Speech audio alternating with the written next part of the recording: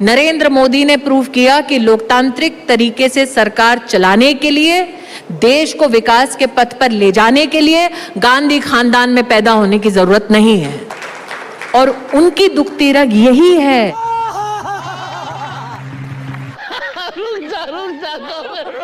तो भैया देखा, मैं तो सोच रहा था कि स्मृति ईरानी चीन टपाक डमडम की तरह एकदम से गायब हो चुकी हैं, लेकिन ये तो न्यूज चैनल पर बैठकर मोदी जी की तारीफ करते हुए गांधी खानदान और कांग्रेसियों को कोस रही हैं।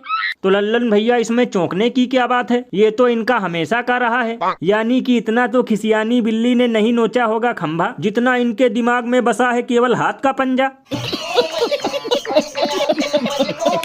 और लल्लन भैया मुझे तो लगता है कि अब कंगना रनौत की जगह कुछ दिनों तक स्मृति चाची बीजेपी का मोर्चा संभालेंगी, क्योंकि दोनों की हर बात कांग्रेस से शुरू और कांग्रेस पर ही खत्म होती है। भले ही पढ़े लिखे युवा चराएं गाय बकरी भैंस, लेकिन इनके हर भाषण में सुनने को मिलेगा सिर्फ कांग्रेस ही कांग्रेस। गजब बेइज्जती है।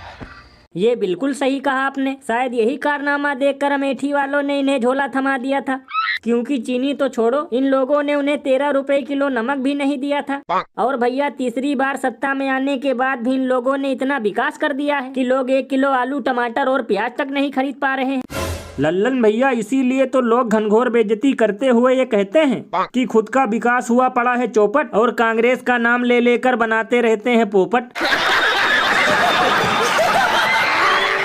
और अभी तो रुको, क्लाइमैक्स अभी बाकी है। कांग्रेस पार्टी को तो आदिवासियों की मजाक उड़ाना, उनके कपड़ों की मजाक उड़ाना, उनके पहनाव की, उनके नाच गान की, उनके गाजे बाजे की, ये उनको मजा आता है। ये सब क्या देखना पड़ रहा है।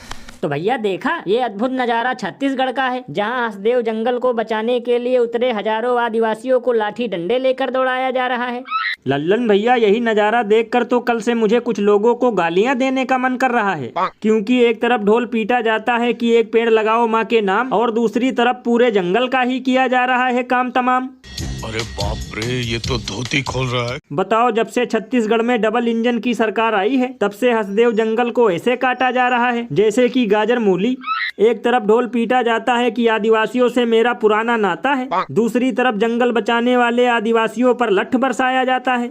एक तरफ नारा देते हैं पर्यावरण बचाओ और दूसरी तरफ पूरा जंगल ही बेच खाओ।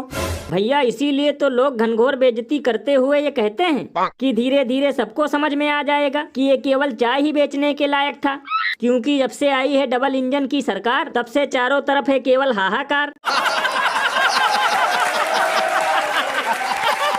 और भैया सबसे कमाल की बात तो ये है कि हसदेव जंगल और उसकी खबरें न्यूज चैनल से ऐसे गायब हैं जैसे कि गधे के सर से सींग। कोई इस पर जरा भी ध्यान नहीं दे रहा, सबके सब बहिराइच और बिश्नोई गैंग में उलझे हैं। क्योंकि लल्लन भैया यहाँ पर इनके पोंपों की सरकार है, तो भला क्यों नजर आएगा इन्हें अत्याचार, वरना विपक्षियों के राज्य में तो ये ढक्कन उछलते हैं अपने कुर्ते फाड़ फाड़।